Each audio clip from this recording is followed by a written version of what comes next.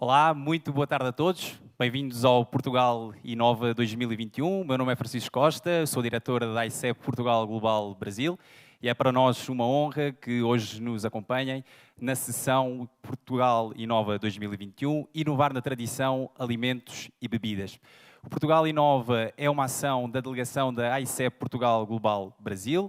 E é uma ação que se iniciou em 2019, que depois do interregno forçado pela pandemia em 2020, volta agora em 2021 com o objetivo de trazer para todo o público brasileiro, especialistas, mas também curiosos, oferta portuguesa de bens, serviços e das nossas empresas, a apresentação da contemporaneidade da oferta portuguesa, da modernidade e, sobretudo, da inovação.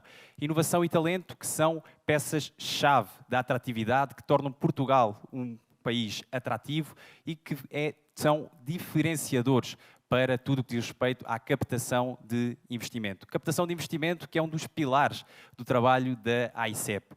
A AICEP, a Agência para o Investimento e Comércio Externo de Portugal, que aqui no Brasil e à imagem em 55 outros mercados, promove Portugal, promove as empresas portuguesas, promove os produtos portugueses, mas também trata do que diz respeito ao investimento.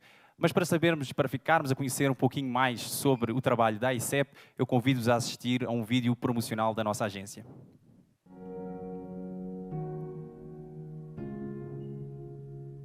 Há muitas maneiras de olhar para um país. Podemos ver apenas onde fica, o seu tamanho, que clima, que costumes, que povo tem. Mas podemos também ver tudo aquilo de que esse país é capaz. O que faz, como se move, como se relaciona com as outras partes do mundo. E podemos até ver um pouco mais além. Para onde vai, o que pode fazer melhor, onde pode fazer a diferença.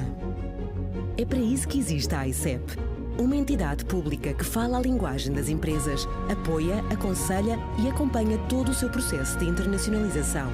Identifica oportunidades de negócio em todo o mundo, promove o aumento das exportações e capta investimento para o país. Ajudar a criar valor em Portugal e promover no mundo a imagem de um país inovador, competitivo e atrativo. Esta é a nossa visão.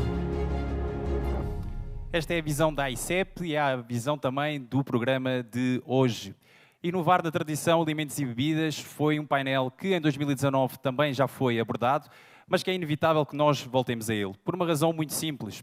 3 dos 5 principais produtos exportados por Portugal para o Brasil estão dentro do setor de alimentos e bebidas. Falo do azeite, falo do vinho, falo do bacalhau. Falo também da pera, falo da ameixa, que já entram no top 10 dos produtos mais exportados, mas mais do que os próprios produtos, que têm uma penetração e têm um conhecimento muito forte aqui no mercado, é importante dar a conhecer ao público brasileiro um pouco mais sobre a forma de os produzir e de que forma é que estes setores mais tradicionais já conseguem também eles assimilar uma vertente de inovação e incorporar um desenvolvimento tecnológico muito, muito elevado. E, portanto, como tal, hoje, e obedecendo aqui a um critério que nós implementámos no Portugal Inova de ter uma visão de ambos lados, de contar com uma participação de uma entidade brasileira de relevo e com entidades portuguesas e também das sinergias que daí resultam apresentar resultados positivos, acompanha-me no painel de hoje Carlos Correia, superintendente da Associação Paulista de Supermercados, Frederico Falcão, que é presidente da Associação Vini Portugal, e José Maria Freitas, presidente da Associação Nacional dos Industriais das Conservas de Peixe. A eles, o nosso muito obrigado por aceitarem o convite e o nosso muito obrigado também à Embaixada de Portugal e ao Consulado-Geral de Portugal em São Paulo como apoiadores desta iniciativa. Da parte da Embaixada, aliás, permite-me agradecer particularmente ao embaixador Luís Faro Ramos, que também tem aqui uma mensagem para todos os que nos assistem relativamente a este programa e que passamos agora a mostrar. Começo por congratular vivamente a delegação da AICEP em São Paulo pela feliz iniciativa do Portugal Inova, que merece todo o apoio e incentivo da Embaixada de Portugal no Brasil. Dar a conhecer, aqui no Brasil, o Portugal que somos hoje, em todas as dimensões, económica, cultural, institucional, é, a par da atividade clássica no domínio da proteção e assistência consular a mais de 1 milhão de portugueses, lusodescendentes e binacionais que vivem e trabalham neste país, é, dizia, uma das nossas responsabilidades enquanto representantes de Portugal aqui no Brasil. E isso faz-se infinitamente melhor em equipa, em rede. A delegação da AICEP no Brasil faz parte integrante e muito relevante e muito ativa, devo dizê-lo, dessa rede.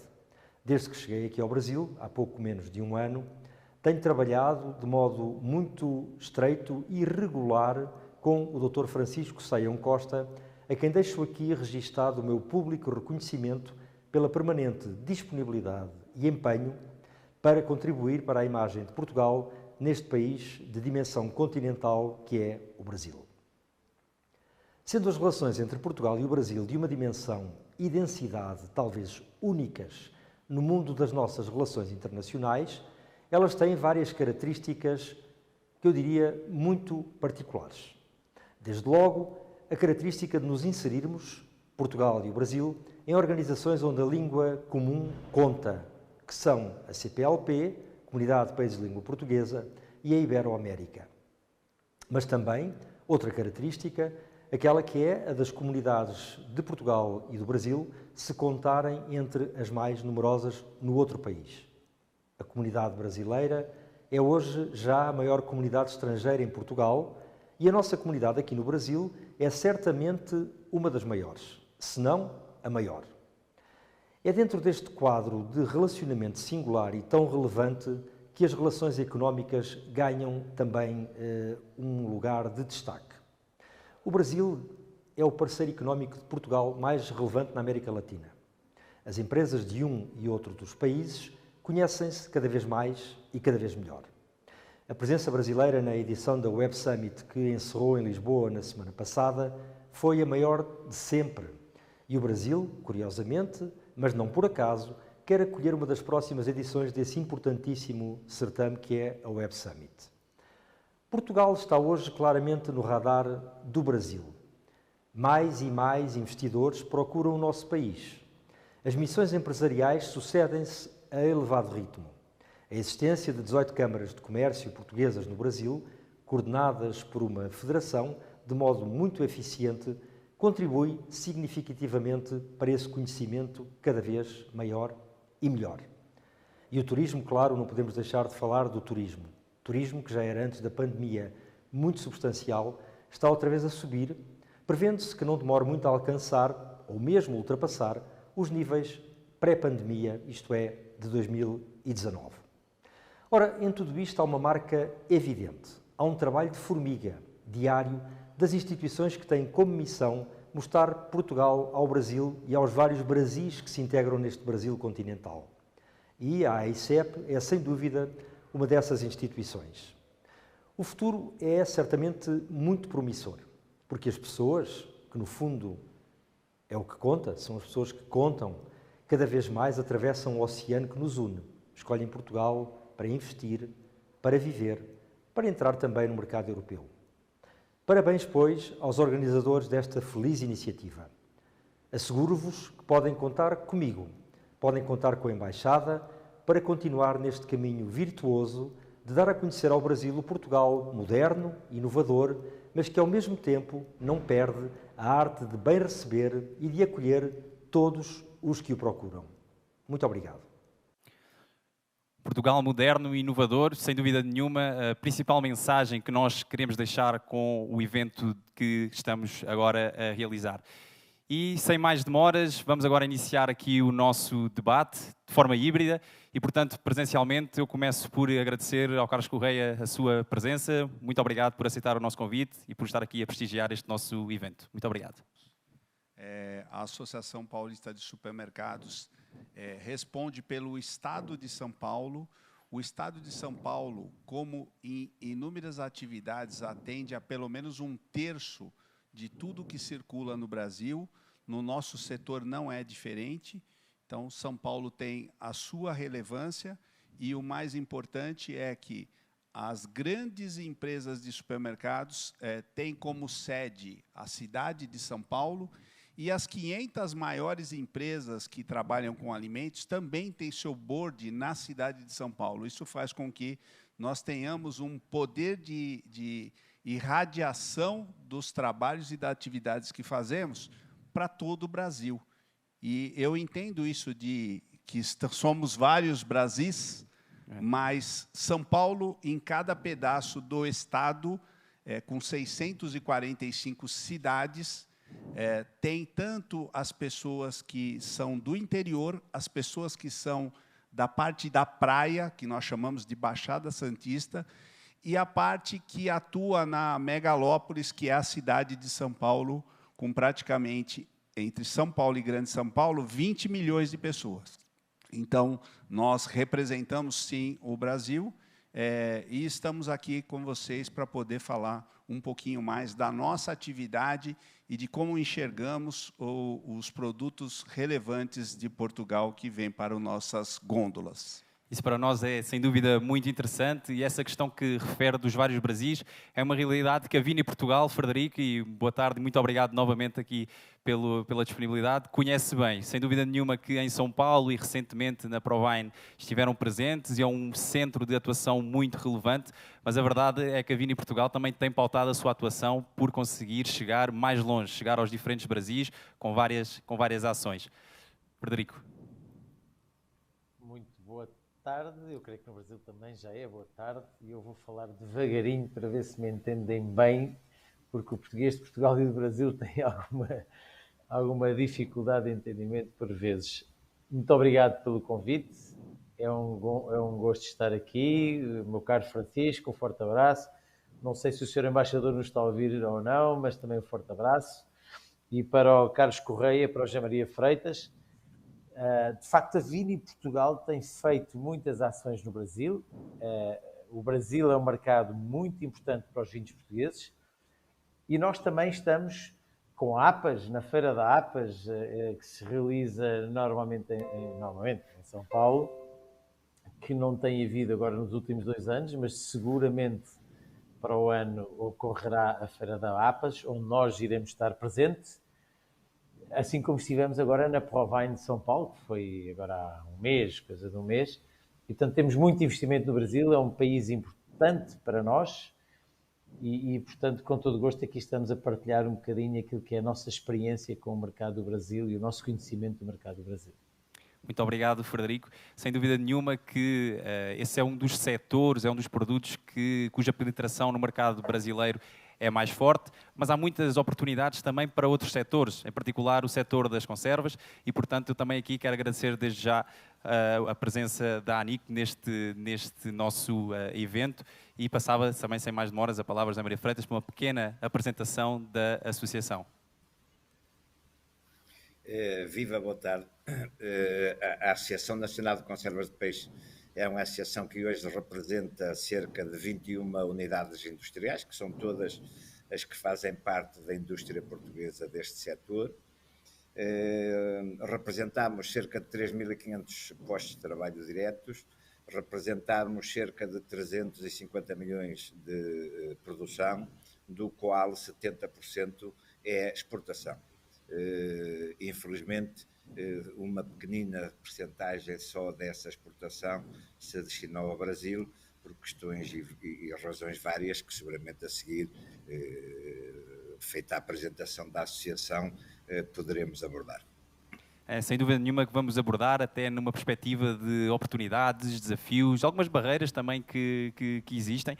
E uma grande barreira, sem dúvida nenhuma, que foi enfrentada ao longo do último ano, e um facto que o Frederico já mencionou, que foi a não realização do APA Show, que era um evento marco, um evento bandeira do mercado, já deixa antever, que foi a situação da crise pandémica, da pandemia por Covid-21.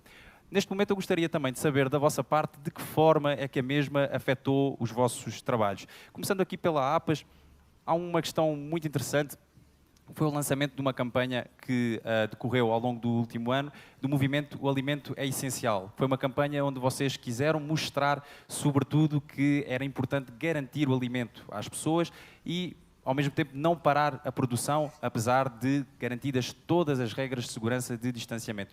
De que forma é que este tipo de campanhas foram fundamentais também para que os vossos associados continuassem a trabalhar, apesar de todos os constrangimentos?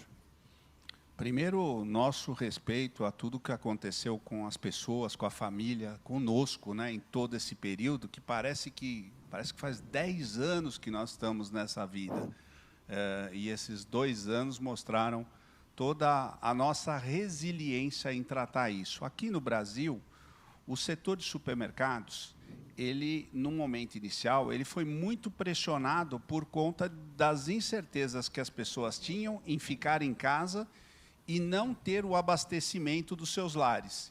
Então, houve uma corrida muito grande ao comércio, aos supermercados, e houve, claro, uma quebra da cadeia com isso, gerando aumento de custos e gerando uma preocupação da sociedade se nós tínhamos capacidade de atendimento da necessidade básica, que era ter o alimento dentro da sua residência para poder ficar em casa, né? Esse termo aqui no Brasil foi muito usado, fique em casa.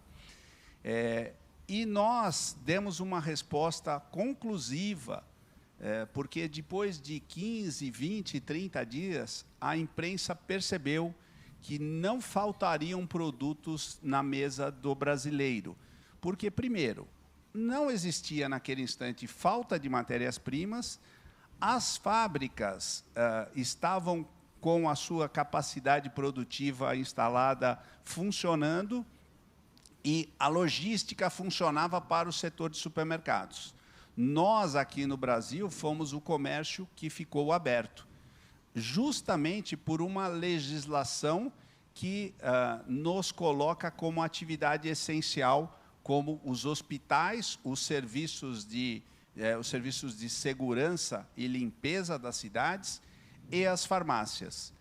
Logicamente, nós nos tornamos o local onde as pessoas podiam ir durante o lockdown ou as restrições que haviam, né? No Brasil não houve um lockdown. Houveram restrições pontuais de grande monta em alguns lugares, menores montas num período maior ou menor. Então, sim, nós tivemos um aprendizado muito grande na pandemia. Muitos dos supermercados, no Brasil há 90 mil lojas de supermercados. Em sua grande maioria, pequenos comerciantes, onde a figura do dono está presente no dia a dia da empresa. E essa posição de que, primeiro, estes empresários estavam também correndo o seu risco de vida, porque tinham que ir para o balcão para fazer a venda, para atender os seus consumidores. Então, nesse instante, a gente viu que a maioria das empresas não tinha um próximo tema nosso, que é o e-commerce. E elas não tinham, com as restrições, capacidade de atendimento delivery. Para nós, isso, nas empresas menores, isso era 2%, 3% da venda. Por mais esforço que as lojas fizessem, elas não tinham conhecimento para tornar o e-commerce uma coisa substancial. E a população, novamente, se sentiu desamparada e nós tivemos que nos esforçar muito para que isso acontecesse. Houveram períodos de maior restrição e de menor restrição. De um período, nós nunca ficamos fechados por completo, mas no que nós chamamos de segunda onda, que foi pior agora, deste ano, nós tivemos um período onde algumas cidades tomaram uma decisão de fechamento do comércio mesmo, pelo menos alguns períodos do dia. Isso nos trouxe dificuldade de segurança, já que nós somos o lugar onde tem a comida, e se tudo está fechado e a pessoa não tem comida, a gente ficou muito preocupado com questões de segurança.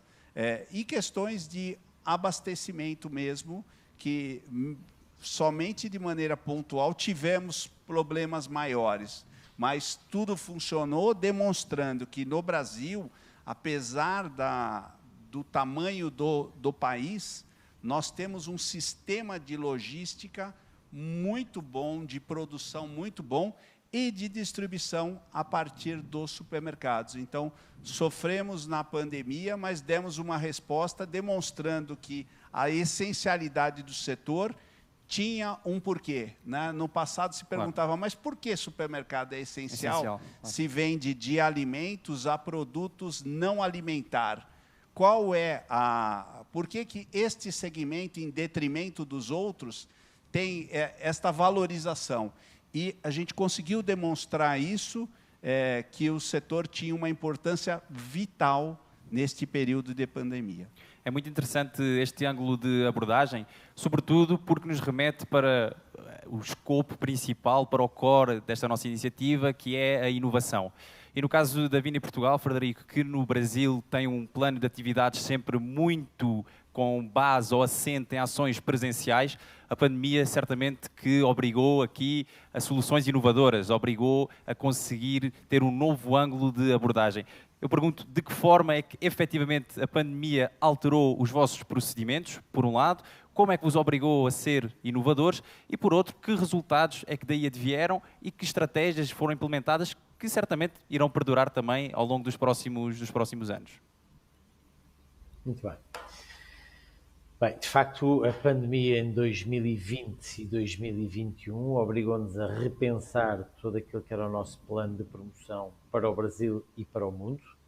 A Vini Portugal tem um investimento que ronda os 8,3 milhões de euros em promoção dos vinhos por todo o mundo, sendo que o Brasil é um dos nossos principais mercados. Aliás, em 2020, o Brasil foi o nosso principal mercado se analisarmos as vendas ou as exportações sem a influência do vinho do Porto. Portanto, é um mercado crescente, é um mercado muito importante para nós e o mercado que liderou o nosso crescimento das exportações em 2020. Bom, tivemos que, de facto, em 2020 reinventar toda a forma de promover. Nós temos habitualmente muitas ações presenciais no Brasil. Em 2020, e eu diria que a maior parte do ano 2021, pouco conseguimos fazer ações no Brasil. E, portanto, o que é que nós fizemos? Nós, desde logo, iniciámos uma ação com a Abras, a Associação Brasileira de Supermercados, em que fizemos no ano passado e este ano voltámos a fazer uma semana de destaque dos vinhos portugueses nos supermercados no Brasil. Foram mais de 3.000 supermercados que aderiram a este evento, em que os vinhos de Portugal estavam em destaque nas prateleiras e com promoções e com novos rótulos, novos vinhos. Portanto, estimulámos também muito a importação de novos rótulos, novos vinhos, dando oportunidade aos consumidores brasileiros, ao público brasileiro, de aceder a vinhos que não estavam no Brasil, ou novos rótulos, novas marcas, e, portanto, de alguma forma estimulando mais o conhecimento pelos vinhos portugueses. Também temos uma ação que acontecia sempre de forma presencial, que é uma ação em parceria com o Globo no Brasil, o Valor Económico, e em Portugal com o jornal que é o Público. Fazíamos uma ação que eram os vinhos de Portugal no Brasil. Essa ação não se pôde realizar presencialmente no ano passado, nem este ano 2021, e portanto realizámos-la de forma digital. E podemos dizer que é um sucesso, que foi um sucesso, quer em 2020, quer em 2021. Não o sucesso que nós temos com as provas presenciais, porque os vinhos gostam muito disto, e uma ação presencial, uma ação onde passavam 10.000 pessoas e podiam contactar diretamente com os produtores, não é o mesmo que fazer de forma digital. Ainda assim, superou as nossas expectativas e podemos considerar que a ação foi um sucesso. E depois tivemos que desviar tudo o que eram ações presenciais, portanto, o nosso formato tradicional de promoção, em ações de outras campanhas promocionais, muito mais investimento nas redes sociais, enfim, uma série de ações diferentes. Tivemos que nos adaptar à nova forma de comunicar, à nova forma de promover. Seguramente, conseguimos ter em 2021 alguma presença no mercado. Tivemos na Provine em São Paulo em outubro e estivemos a semana passada com vários roadshows, como chamamos, várias ações de prova em várias cidades no Brasil que conseguimos realizar, enfim, na esperança que o ano 2002 nos traga aqui alguma normalidade a tudo isto e que consigamos estar uma vez mais em contacto direto com aquilo que são os consumidores de vinhos portugueses, os apaixonados por vinhos portugueses e com o povo brasileiro de uma forma geral. Isso é algo que todos ansiamos e que acreditamos que efetivamente no próximo ano se irá realizar. José Maria Freitas mencionou um número muito interessante, muito importante, de que o setor das conservas de peixe em Portugal, particularmente nos últimos anos, cerca de 70% da sua produção foi para exportação. Uma parte residual ainda para o Brasil. Esperamos com esta iniciativa, com uma maior demonstração e apresentação dos produtos aqui no mercado brasileiro, isso possa ser alterado. Naturalmente também com alguns constrangimentos que são conhecidos de algumas barreiras no mercado, mas que também os consigamos ultrapassar. Mas a minha pergunta montante é: como é que um setor onde a exportação, no caso dos vinhos também o é, mas aqui em particular 70% da produção é para exportar, consegue reagir face a uma pandemia? Quais são as soluções? Como é que conseguimos ultrapassar os constrangimentos que advieram desta pandemia? A pandemia para nós, contrariamente ao que foi para a maioria da população, não foi, enfim, há que dizer isto com as palavras certas, mas o que é facto é que para o nosso setor foi um boom enorme de vendas e que já foi abordado aí pelo representante da APA. Porquê?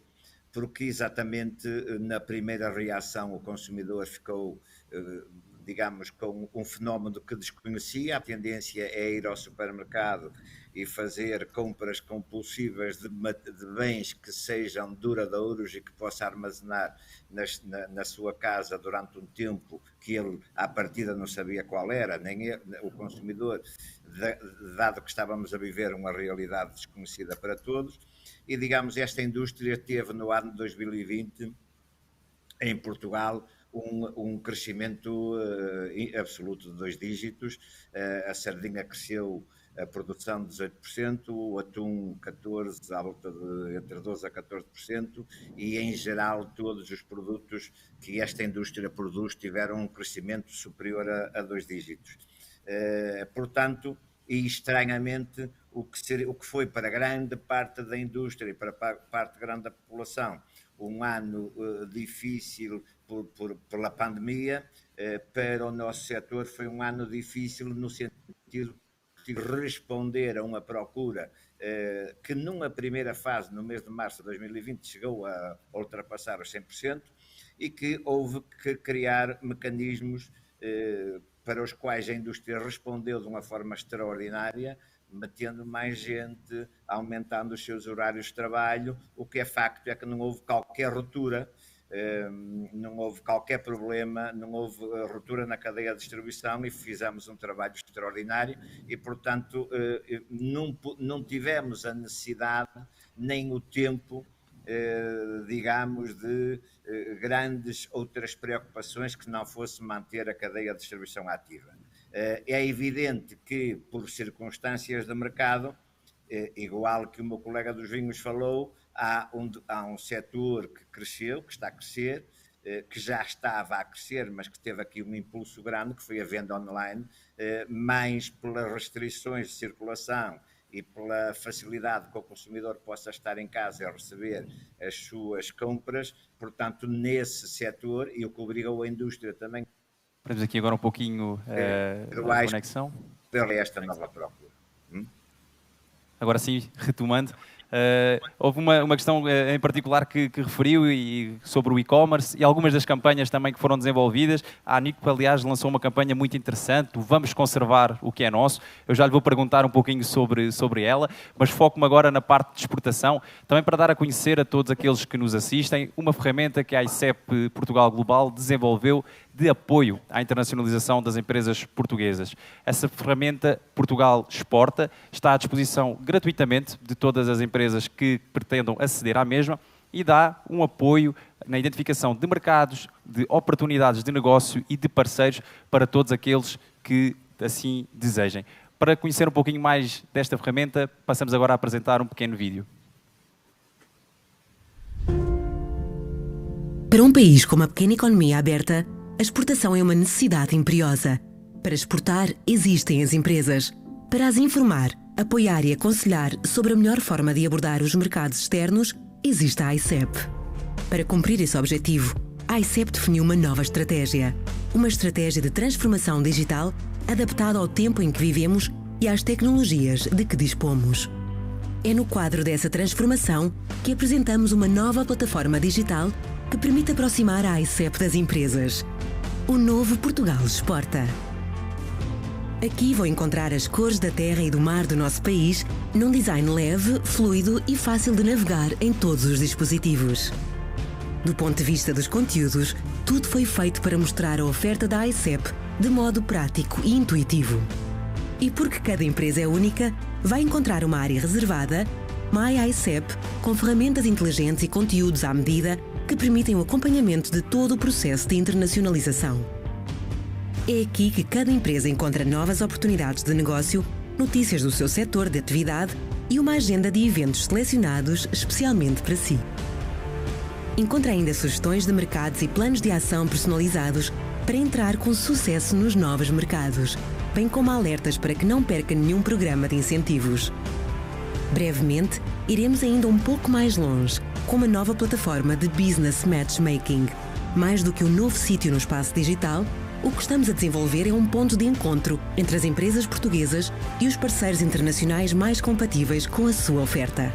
Tudo para que as nossas empresas possam chegar ao mundo cada vez com mais facilidade e cada vez com mais sucesso. Portugal Exporta, o novo caminho para o mundo.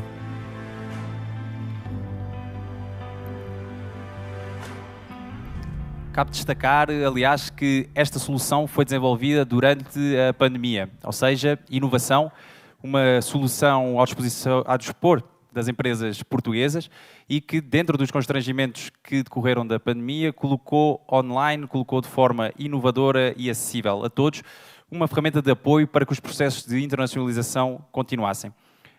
Eu refiro-me agora, e vou utilizar novamente o termo inovação, estamos no Portugal Inova como âncora, para tentar perceber um pouquinho, aprofundando a questão do e-commerce, de que forma é que as vossas associações se conseguiram adaptar ao mesmo.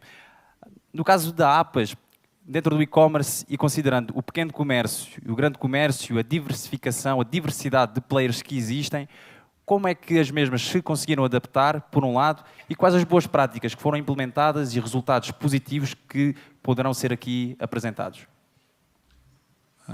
Primeiro, parabéns pela plataforma, muito importante, muito interessante. Depois queria entender se os compradores podem acessá-las também ou ali é só para os vendedores de Portugal. Podem, ambos. É importante. O que ocorreu conosco, como eu havia falado, é que havia um número de empresas muito grande de pequeno porte. E essas empresas, elas, pelas lojas serem menores, atendiam no entorno da loja. Então, não era a prioridade deles ter um e-commerce, porque eles entendiam que o cliente dele, que vinha todo dia na loja, não se renderia a uma ferramenta de e-commerce em detrimento de estar presente da interação da loja. Claro, a pandemia destruiu esse pensamento deles. E eles buscaram a associação como forma de entender os diversos e-commerces já existentes, com as grandes marcas mundiais aí como iFood e Rappi aqui na América do Sul, mas eles se depararam com uma taxa de serviço muito alta. E aqui no Brasil, nós brigamos muito com as empresas de meio de pagamento, com relação ao cartão de crédito, porque muitas destas empresas cobram o equivalente ao que é o lucro do supermercado. Então, imagina você pagar algo que seja 5, 6 vezes este valor que você já achava exorbitante. Então, houve uma demanda muito forte na associação para que nós buscássemos empresas entrantes de e-commerce e oferecêssemos isso de maneira conveniada para os nossos associados. Mas, ora, a nossa dificuldade, se estas empresas já estabilizadas estavam tendo problemas de logística, dado o crescimento que houve das vendas, imagina novas startups entrantes, né? Ela não tinha tempo para amadurecimento. Então, nós conseguimos, sim, trazer algumas ferramentas disso e também, neste instante, tivemos a ajuda de algumas indústrias que fizeram também, que auxiliaram os supermercados para que eles tivessem e-commerce.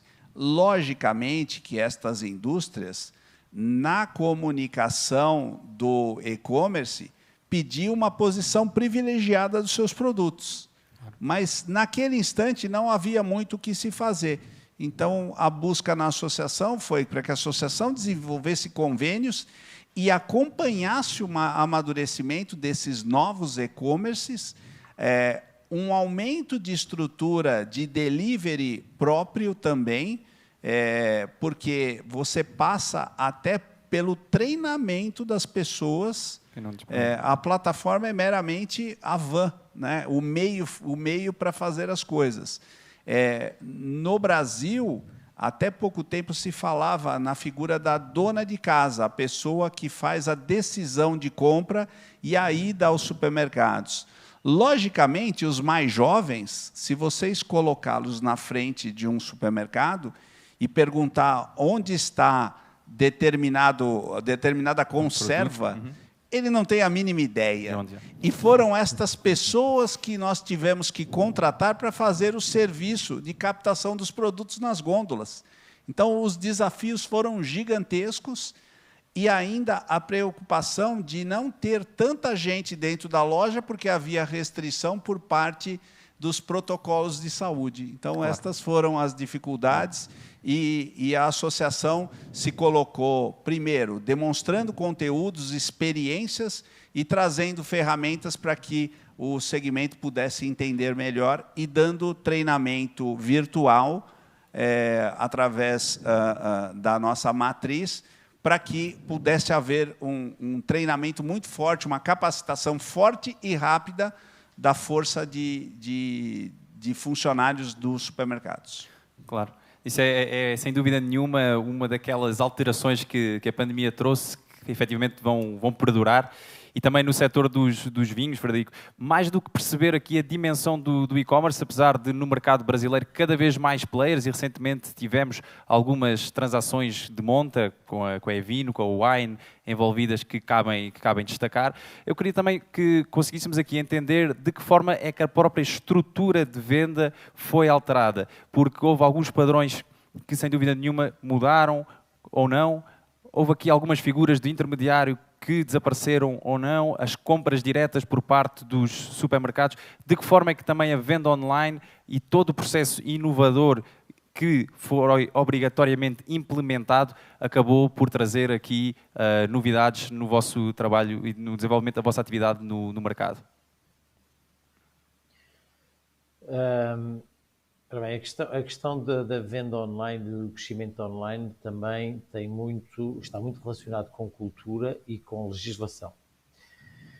De facto, em todo o mundo, em 2020 e 2021, houve um crescimento da venda online de vinhos. Eu dou aqui dois casos muito paradigmáticos. A Dinamarca, onde o crescimento do online, da venda de vinhos online, foi superior a 400%, e nos Estados Unidos, onde andou perto dos 250%, portanto foram crescimentos muito grandes. E depois há outros países onde isto não é possível, não é legal, ou tem fortes restrições. E refiro-me aqui ao Canadá, aos mercados nórdicos da Europa, como Suécia, Noruega, Finlândia, ou até a Polónia, ou a Ucrânia, ou a Rússia, onde há fortíssimas limitações com o crescimento do online.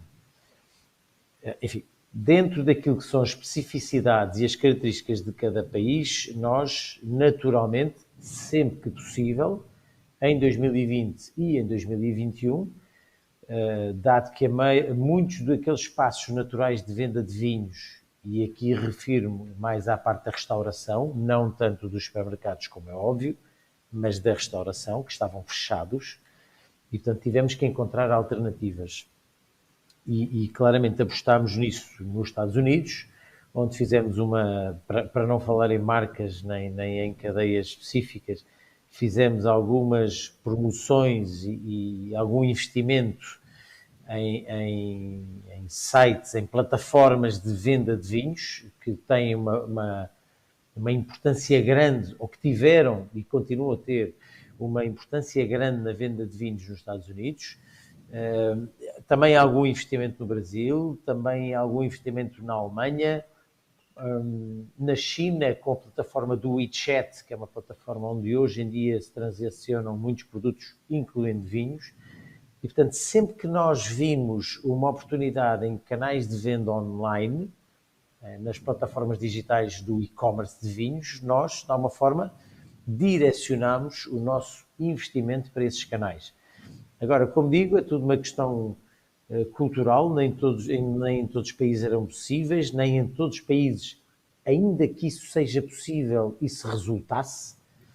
E, portanto, tivemos que, país a país, ajustar aquilo que era a nossa estratégia de maneira a conseguir promover da melhor forma os vinhos nacionais.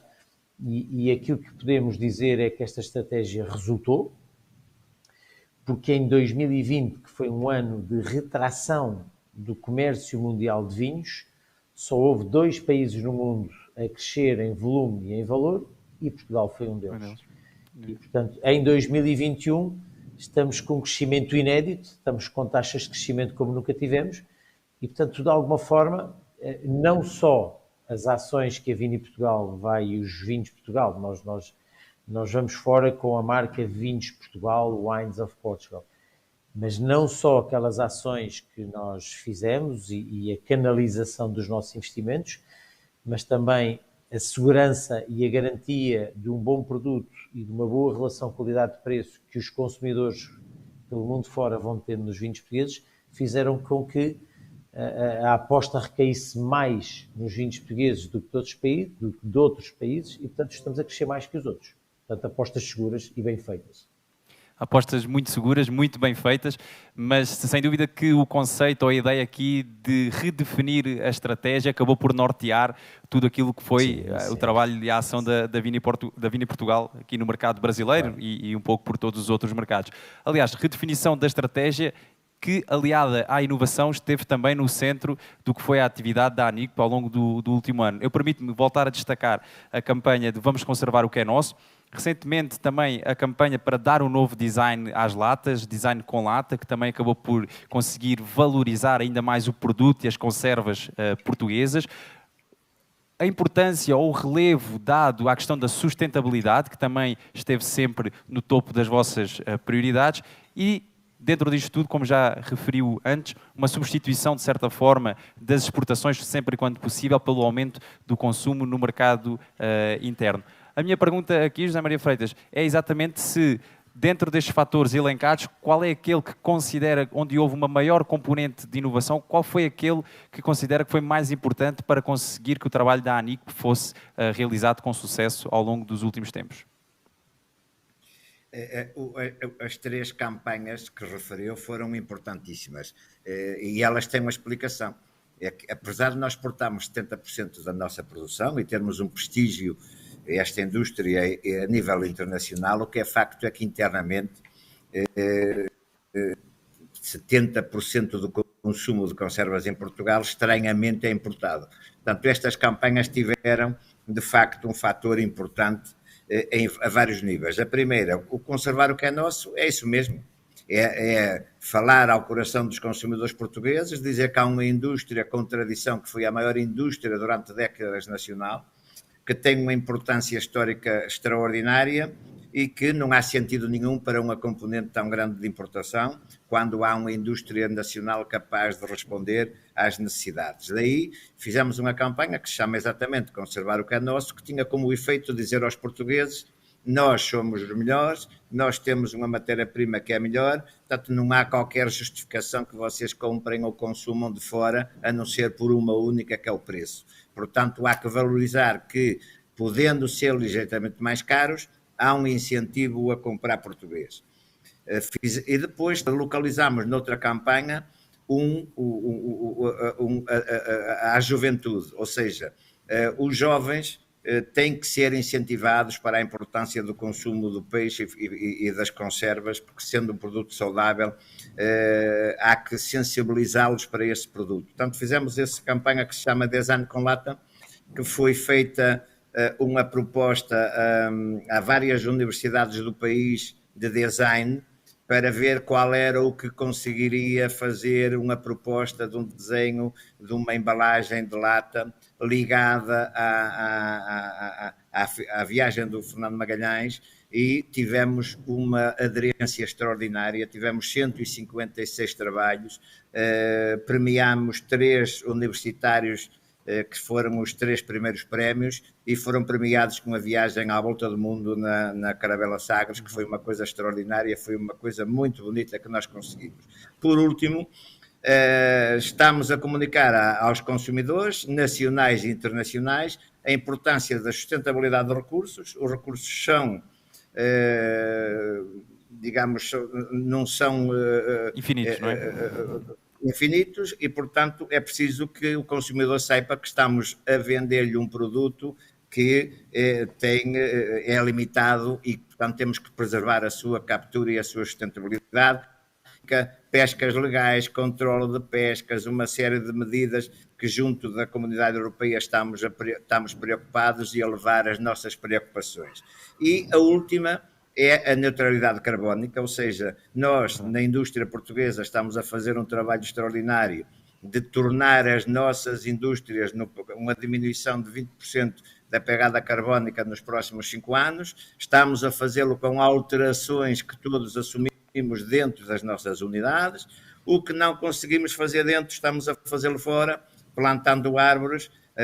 Na semana passada fizemos no Pinhal de Leiria, com a Câmara de Leiria, uma sessão para plantar 6 hectares de pinheiro, o que iremos repetir nos próximos anos para dar o nosso contributo a esta problemática tão importante que é a neutralidade carbónica, e comunicar ao consumidor que há uma indústria preocupada, que pode não ser a mais barata, mas que tem uma série de preocupações que estão de acordo com o futuro da sustentabilidade do peixe e do ambiente e tudo o que ele diz respeito. Esta campanha também queremos levá-la a nível internacional. Nós temos um vídeo que eu creio que vai ser apresentado a todos os presentes, em que estas preocupações estão perfeitamente claras, e esse vídeo queremos que ele seja exportado bem para vários países, de forma a saberem que há uma indústria em Portugal que tem este tipo de preocupações,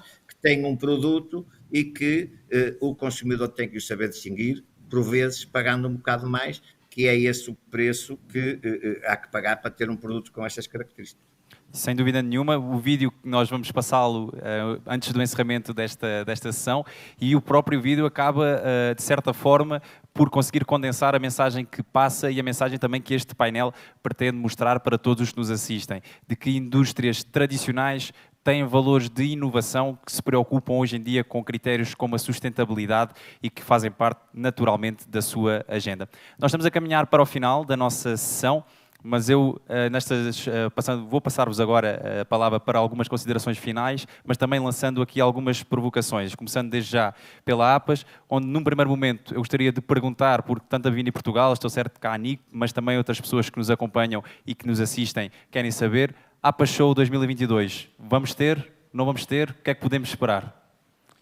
Está confirmadíssima para do dia 16 ao dia 19 de maio de 2022, no Expo Center Norte. Nós tínhamos, historicamente, o uso dos 4 pavilhões, o conjunto de pavilhões do Center Norte, e existia um 5º pavilhão, que é o pavilhão amarelo, que tinha uma barreira física, uma rua entre eles. Nós conseguimos, através do apoio da Prefeitura de São Paulo, que nós pudéssemos fazer um túnel naquela rua e desativássemos a rua durante o evento, de forma que nós pegamos esta nova área e, para a nossa surpresa positiva, ela já está vendida também. Então, o que os senhores vão ver lá em maio do ano que vem é a maior feira da APAS de todos os tempos, com mais de 200 empresas internacionais. Das quais a grande maioria, eu acredito, vão ser portuguesas. Pelo menos isso também é o que nós queremos e é o que nós vamos trabalhar. Eu vou até criar áreas novas, se isso acontecer. O pavilhão de Portugal, eventualmente. Não tenha dúvida, não tenha dúvida. E nós esperamos ansiosamente, porque nós somos um país tropical, nós estamos acostumados com a proximidade das pessoas. E, por sermos do varejo, isso ainda é mais importante para nós. Claro. Então, a gente espera ansiosamente que possa dar tudo certo e que possamos trazer as pessoas com segurança e trazer este agregado de negócios para a cidade de São Paulo e para o Brasil, do mundo inteiro, especialmente de Portugal, que tem toda uma relação diferenciada e primeira com o brasileiro. Temos muitos imigrantes no Brasil, mas a primeira é Portugal. Sem dúvida nenhuma. E então eu perguntava-lhe, da sua percepção, do seu conhecimento e da experiência na APAS e de contacto com os associados, como é que o produto português é percepcionado? Qual é o grande diferencial, seja no setor dos vinhos, azeite, conservas, que aqui têm, sem dúvida nenhuma, espaço, já uma presença forte, mas espaço para crescer, mas que conselho daria aos produtores, às empresas portuguesas, de como entrar no mercado brasileiro, de como aumentar, solidificar a sua presença? Acho muito importante, vocês têm diversas produções com inúmeros preços. O brasileiro começou a acessar vinho e degustar para aprender. Então, ele, ao longo do tempo, ele conseguindo consumir um determinado vinho, ele começa a entender e começa a ver que aquele valor adicional tem a ver com qualidade. E aí ele vai passar a consumir. Então, ações de interação tanto com os compradores quanto com os consumidores, trazendo a cultura portuguesa, é muito aceito. E eu acho que seria uma forma. Então, seria graduar os produtos com relação a preço para que você pudesse atender toda a gama de pessoas que estão entrando nesse mercado e substituindo o que é uma coisa normal de um país tropical, a cerveja, pelo vinho branco, pelo vinho tinto. Então, claro, acho que esse seria um caminho importante. E eu também queria falar uma outra coisa, que nós passamos por uma crise sanitária que trouxe à tona uma crise humanitária. E a APAS, olhando para isso, e por ser um setor essencial, lançou uma campanha chamada Super Essencial, para que os supermercadistas pudessem contratar e comprar cartões de alimentação e doar para as comunidades que tenham necessidade. Isso teve tanto sucesso que a própria indústria aportou recurso e as próprias pessoas físicas falaram, eu também quero participar disso. Então, campanha Super Essencial foi uma campanha de apoio solidário do supermercadista solidário, que teve muito sucesso e, para o futuro, a gente vai mantê-la de alguma maneira. Provavelmente, o trabalho que fazemos na Feira da APAS, no último dia, de recolher os produtos que estão no stand, que as empresas não levam de volta, e doamos para as empresas, vai se chamar campanha de doação Super Essencial dentro da APA Show. Isso é sem dúvida muito interessante e também me permite aqui o gancho para fazer a pergunta ao Frederico. Campanhas de proximidade, atenção a questões sociais, mas também maior capacidade para chegar com o efeito de relação qualidade-preço a novos públicos. O Brasil, mercado importantíssimo para a Vini e Portugal. A minha pergunta é o que é que efetivamente representa, o que é que temos planeado para 2022 e, sobretudo, o que é que ainda pode representar o mercado brasileiro? Muito bem. Bem, aqui um desafio para o Carlos Correia, a APAS não tem como não avançar. Já foram 2 anos sem APAS e é uma feira importante para nós, é uma feira importante para mostrar os vinhos portugueses e, portanto, esperamos que a APAS vá para a frente em 2022. Também queria falar aqui um bocadinho, eu há pouco não falei, mas é importante para nós a sustentabilidade. A sustentabilidade do setor vitivinícola é algo que está cada vez mais presente no nosso setor. Estamos a construir um Plano Nacional de Sustentabilidade e esta sustentabilidade é nas suas 3 vertentes, ambiental, social e económica. Esse termo, essa palavra está hoje na ordem do dia do setor vitivinícola português. Eu também queria só lembrar aqui que em termos de inovação Portugal é inovador e está muito à frente de todos os outros naquilo que tem a ver com o estudo e preservação genética das nossas castas.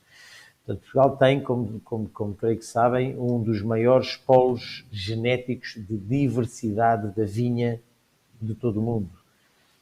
E nós somos pioneiros no que concerne ao estudo e preservação dessas castas. Portanto, de alguma forma, preservar o passado para podermos ter um futuro melhor, porque são estas castas que nos vão permitir resistir àquilo que são as alterações climáticas, a todas estas alterações que estamos a viver, e nós temos um polo genético gigantesco, preservado, e que seguramente já está a começar a crescer e que nos vai permitir responder àquilo que são, hoje em dia, as diferenças e as alterações climáticas que também em Portugal vivemos e que em todo o mundo se vive.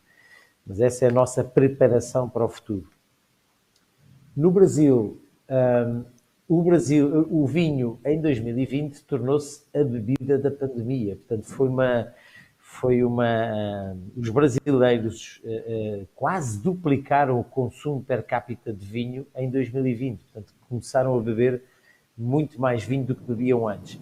E, de alguma forma, nós temos ações mais democráticas, como chamam aí, de fazer chegar vinhos de uns preços um pouco mais baixos, e aí as nossas ações com os supermercados, com Abras e com os supermercados no Brasil, portanto, chegar novos vinhos, mas estamos a falar em vinhos de gamas um pouco mais baixas, e depois temos ações para gamas mais altas, para consumidores mais atentos, mais exigentes também, e, portanto, de alguma forma tentamos abranger todo o público brasileiro, quer com entradas de gama de supermercados, quer depois com vinhos de gamas um pouco mais altas para a restauração e para consumidores mais exigentes.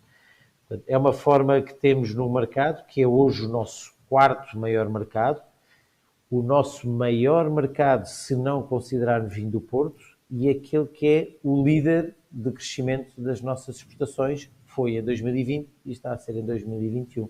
Portanto, é para nós um mercado muito importante e queremos continuar a investir muito no mercado.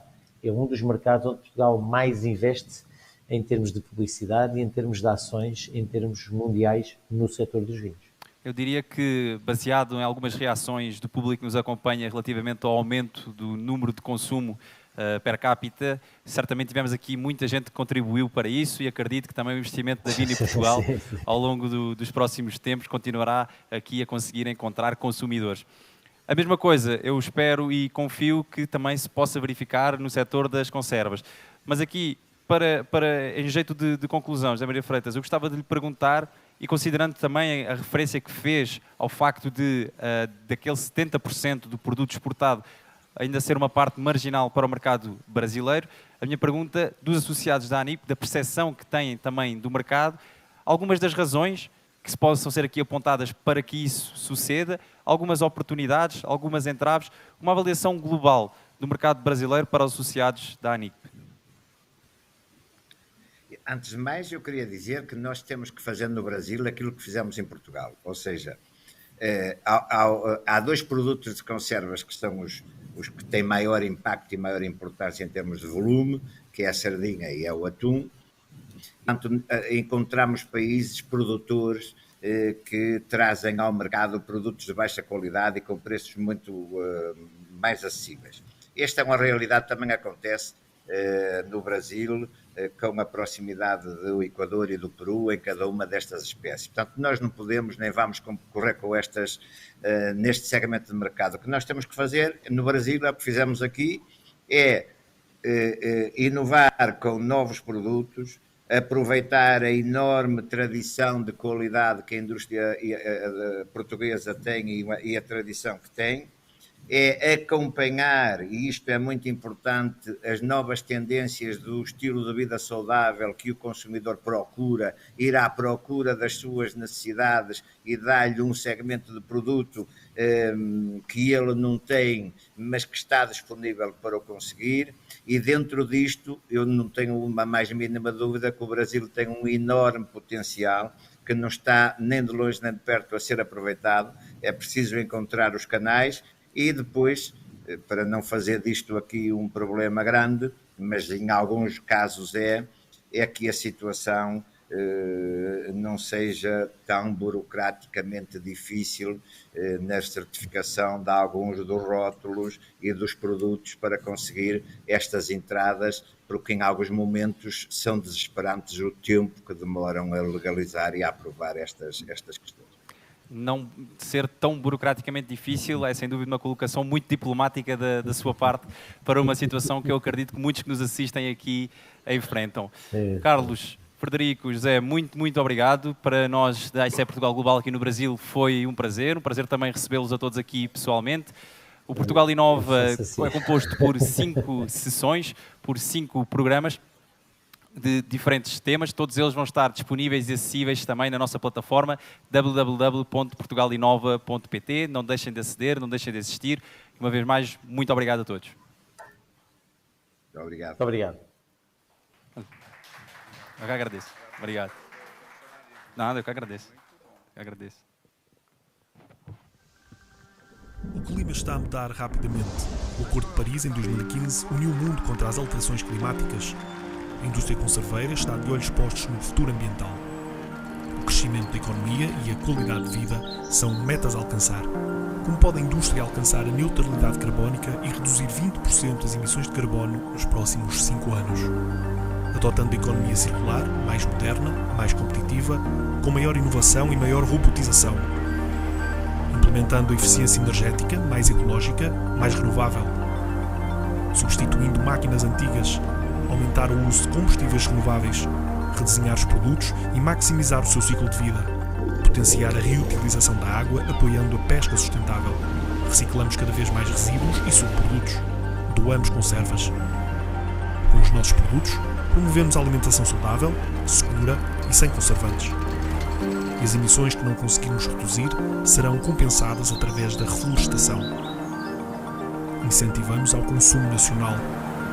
Vamos conservar o que é nosso, juntos por um futuro melhor.